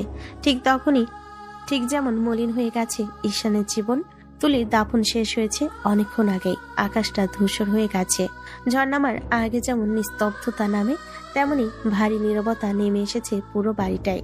ঘরের কোণে মিলান আলো বসে আছে ঈশান, চোখ লাল, গাল ভেজা, ঠোঁট শুকনো, সামনে ছড়ানো তুলির কাপড়, শাড়ি আলতো করে ছুঁয়ে দেখছে সে। তুলির গলায় পড়া সেই লাল ওড়নাটা, সেই চুড়িটা যেটা পরে হেসে বলতো, আমার হাতে লাল চুড়ি ছাড়া আমি অসম্পূর্ণ। সবই আজ ঠান্ডা, নীরব, নিষ্পান। ঈশান আলতো করে তুলির শাড়ির ভাঁজে হাত রাখলো, চোখ ভিজে গেল। তুমি চলে গেলে তুলি, এই ঘরটা, এই জামাগুলো সবকিছুতেই তোমার গন্ধ, কিন্তু তুমি নেই। বলো না এমন করলে কেন? একবারও ভাবলে না আমি কিভাবে বাঁচবো তোমায় ছাড়া? তুমি না থাকলে তো আমি কেউ না তুলি। কথা বলতে বলতে সে তুলির ছবিটা বুকে জড়িয়ে ধরে কাঁদতে লাগলো। অন্ধকার ঘরে শুধু ঈশানের কান্নার শব্দ, আর বাইরের বাতাসে দুলে উঠছে তুলির সাদা পর্দা। সেও যেন কাঁদছে নীরবে। ঠিক তখনই দরজার পাশে এসে দাঁড়ালো ঈশানের মা, চোখে ক্লান্তি, মুখে অশ্রুর দাগ। ধীরে ধীরে এগিয়ে এসে বলল। বাবা কিছু খেয়ে নে, দুদিন ধরে তো কিছুই মুখে দিচ্ছিস না। ঈশান মাথা নাড়ালো না, চোখে ফাঁকা দৃষ্টি, গলায় কান্নার ভার। খেয়ে কি করব মা? আমার তো বেঁচে থাকারই ইচ্ছা নেই এখন। তুলি ছাড়া সবকিছু অর্থহীন। শ্বাস নিচ্ছি ঠিকই, কিন্তু বেঁচে নেই আমি মা। ঈশানের মা কেঁদে ফেলেন, চোখ মুছতে মুছতে ছেলের মাথায় হাত রাখলেন। এসব কথা বলিস না বাবা, তুই না থাকলে আমরা কি করে বাঁচবো বল? তুলি মা চলে গেছে, ওর বাবা মা কেমন ভেঙে পড়েছে দেখছিস না? তুই চলে গেলে ওদের দেখবে কে? তাদেরও তো কোনো সন্তান নেই। আর বাবা, তুই যদি ওদের পাশে না থাকিস তাহলে তারা কার ভরসায় বাঁচবে বল? আমাদেরও তো তুই ছাড়া কেউ নেই। ঈশান চুপ করে বসে রইল, চোখে জল গড়িয়ে পড়ছে। একটা দীর্ঘ নিঃশ্বাস ফেলে বলল। জানি মা, জানি তুলির জায়গাটা কেউ নিতে পারবে না। তবু আমি ওর জন্যই বাঁচবো। যতদিন বেঁচে থাকবো ওর স্মৃতি নিয়েই থাকবো। ওর নামেই শ্বাস নেব, ওর নামেই প্রার্থনা করবে। মা আলতো করে ছেলেকে বুকে জড়িয়ে ধরলেন। দুজনের বুক ভরে উঠল কান্নায়। বাইরে বৃষ্টি পড়ছে টুপটাপ, যেন আকাশও কাঁদছে তুলির জন্য। তখন ঘরের এক পাশে তুলির ছবি, নিচে পড়ে থাকা একটি শুকনো গোলাপ আস্তে আস্তে ঝরে পড়ল মাটিতে। বিকেলের রোদটা আজ কেমন যেন নিস্তেজ। কবরস্থানের ভেতরে নিঃশব্দ হাওয়া বইছে, শুকনো পাতার মৃদু খসখস শব্দ ছাড়া আর কিছুই নেই। ঈশান ধীরে ধীরে হেঁটে যাচ্ছে তুলির কবরের দিকে। হাতে সাদা গোলাপের একটা ছোট তোড়া। কবরের সামনে এসে থেমে গেল সে। চুপচাপ বসে পড়ল মাটির পাশে। তুলির নামটা খোদাই করা মার্বেল পাথরে হাত রেখে বলল। তুলি, তুই ভালো আছো তো ওখানে? জানো, আমি এখনো বিশ্বাস করতে পারি না তুমি নেই। ঘুম ভাঙলেই এখনো মনে হয় তুমি পাশে শুয়ে আছো, আয়নার সামনে চুল বাঁধছো। তারপর বুঝি সবটাই মায়া, সবটাই শূন্যতা। চোখের পানি গড়িয়ে পড়ছে পাথরের গায়ে, যেন ওর কান্নায় ভিজে যাচ্ছে তুলির নামটা। ঈশান আস্তে করে গোলাপগুলো রেখে ফিসফিস করে বলল। যতদিন বাঁচবো তোমার নামেই বাঁচবো তুলি। তুমি শুধু আমার স্ত্রী না, তুমি আমার দোয়া, আমার নিঃশ্বাস। একটু পরে সে ধীরে ধীরে উঠে দাঁড়ালো। ঠিক তখনই পেছন থেকে একটা মিষ্টি অথচ ভদ্র কণ্ঠ শুনতে পেল। আরে আপনি? ঈশান ঘুরে তাকাল, দেখলো রিহা। হাসপাতালে সে মেয়েটা যেদিন তুলি মারা গিয়েছিল সেদিনও কাঁদতে দেখেছিল। আপনি এখানে? হ্যাঁ, মাঝে মাঝে আমি এখানে আসি আত্মীয়দের কবর জিয়ারত করতে। আপনাকে দেখে চিনে ফেললাম। আপনার বইয়ের কবর জিয়ারত করতে এসেছেন বুঝি? জি হ্যাঁ, আজ ওর 40, তাই এলাম ওর কাছে একটু বসতে। রিয়া কিছুক্ষণ চুপ করে রইল, তারপর নিচু চোখে বলল। আপনার স্ত্রী সত্যিই খুব ভাগ্যবতী ছিলেন। আজকালকার যুগে তো কেউ কারো খবর রাখে না। বউ মরে গেলে মানুষ পরের দিনে ভুলে যায়, নতুন জীবনে ঢুকে পড়ে। কিন্তু আপনি এখনো এতটা ভালোবাসেন, এমন মানুষ এখন আর পাওয়া যায় না। ভালোবাসা তো এমনই হয়। তুলিকে ভালোবেসেছিলাম, আর সেই ভালোবাসা মৃত্যুর সঙ্গে শেষ হবে না। আমি যতদিন বাঁচবো তুলি আমার ভেতরে বেঁচে থাকবে। ওর নামেই আমি শ্বাস নেব, ওর নামেই কান্না করব। রিয়া কিছুক্ষণ চুপ করে রইল, চোখে পানি জমে উঠল তারও। আল্লাহ যেন আপনাকে শক্তি দেন, এমন ভালোবাসা যেন প্রতিটি মেয়ে পায়। আপনার মতো একজন স্বামী যেন সব মেয়ের কপালে জোটে। ঈশান হালকা মাথা নিচু করলো, একটা দীর্ঘশ্বাস ফেলে বলল। ভালোবাসা পাওয়া সহজ, কিন্তু সারা জীবন ধরে রাখাটা অনেক কঠিন। আমি চেষ্টা করব রিহা, যতদিন বাঁচবো তুলিকে ধরে রাখতে। দুজনে নিঃশব্দে দাঁড়িয়ে রইল তুলির কবরের সামনে। বাতাসে তুলির ওনার মতো সাদা গোলাপের পাপড়ি উড়ে এসে পড়লো ওদের গায়ের উপর, যেন কোথাও থেকে তুলি নরম গলায় বলছে। আমার ঈশান, আমি এখানেই আছি। 2 বছর কেটে গেছে তুলির মৃত্যুতে। সময় চলে গেলেও ঈশানের ভেতরে ব্যথাটা এক ফোঁটাও কমেনি। তুলির শাড়িগুলো এখনো আলমারিতে গুছানো, ওর প্রিয় পারফিউমের গন্ধ এখনো ঘরে ভাসে। ঈশান অফিসে আসে, বাসায় ফিরে নিঃশব্দে বারান্দায় বসে, যেখানে আগে তুলি চাহাতে বসতো। এই 2 বছরে রিহা ধীরে ধীরে ঈশানের জীবনে জায়গা করে নিয়েছে। প্রথমে পরিচয় ছিল কেবল সহানুভূতি, তারপর ধীরে ধীরে সেটি পরিণত হলো বন্ধুত্ব। রিয়া সবসময় পাশে থেকেছে। ঈশানের নিস্তব্ধতা জীবনে একটু হাসি রোদ এনে দিয়েছে। সেই বিকালটা যেন রিহার জন্য আলাদা ছিল। আকাশে হালকা মেঘ, রোদটা মিলান হয়ে এসেছে। রিয়া হাতে একটা ছোট্ট উপহারের প্যাকেট নিয়ে দাঁড়িয়েছিল। ঈশান পাশে এসে দাঁড়ালো সাধারণ হাসি মুখে। আজ তো অনেক সাজগোজ করেছো রিহা, কোনো বিশেষ দিন নাকি? রিয়া মুখে একটু লাজুক ছায়া নিয়ে বলল। আজ আমি ঠিক করেছি আমার মনের কথা বলবো আপনাকে। ঈশান, আমি আপনাকে ভালোবেসে ফেলেছি। কিছুক্ষণ নিস্তব্ধতা। লেকের ঢেউগুলো হালকা বাতাসে দুলছে আর ঈশান চুপ করে তাকিয়ে আছে পানির দিকে। রিহা, তুমি জানো তো আমি এখনো তুলিকে ভালোবাসি। আমার জীবনে ওর জায়গাটা এমন যেটা আর কেউ নিতে পারবে না।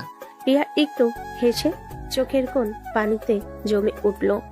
আমি জানি ঈশান, আপনি তুলি আপুকে এখনো ভালোবাসেন। তাকে ভালোবাসুন, আমি কিচ্ছু বলবো না। শুধু একটু জায়গা দিন আমাকে আপনার মনে। তুলি আপুর পাশে নয়, অন্তত এক কোণে থাকবো নিঃশব্দে। ঈশান মুখ তুলে তাকালো রিহার দিকে। তার চোখে একরাশ কষ্ট আর বিস্ময়। রিহা, এটা হয় না। একজন মানুষ একসাথে দুজনকে ভালোবাসতে পারে না। আমার মন, আমার ভালোবাসা সবটাই তুলি নামের এক মেয়ের কাছে রয়ে গেছে। প্লিজ ঈশান, আমি জানি আপনার কষ্ট, কিন্তু আমি চেয়েছি শুধু আপনার পাশে থাকতে। তুলিকে কখনো ভুলে যেতে বলবো না। শুধু আমাকে একটু ভালোবাসা দিন, আমি তাতেই সুখী হব। ঈশান কিছুক্ষণ চুপ করে রইল, তারপর নরম স্বরে বলল, রিহা, যদি আমি তোমাকে জীবনে স্থান দেই তাহলে একটাই শর্ত থাকবে, তুমি কখনো আমাকে তুলিকে ভুলতে বলবে না। রিহা হালকা হাসলো, চোখের ভেতরে নরম আলো। আমি কখনো বলবো না ঈশান। আমি শুধু চাই আপনি আবার বাঁচুন, হাসুন। আর যদি আমার সামান্য ভালোবাসা আপনাকে একটু শান্তি দিতে পারে, তাহলে আমি সেই ভালোবাসা নিয়েই বাঁচবো। ঈশান ধীরে মাথা নিচু করলো। হালকা বাতাসে তুলির প্রিয় গন্ধ যেন ভেসে এলো। সে চোখ বন্ধ করে ফিসফিস করে বলল, তুলি, দেখছো তো কেউ তোমার জায়গা নিতে চায় না, শুধু তোমার শূন্যতা পূরণ করতে চায় একটু আলো নিয়ে। লেকের ওপারে সূর্য ডুবে যাচ্ছিল। রিহার চোখে ঝিলমিল আলো আর ঈশানের মনে ভেসে উঠল তুলির মায়া ভরা মুখ।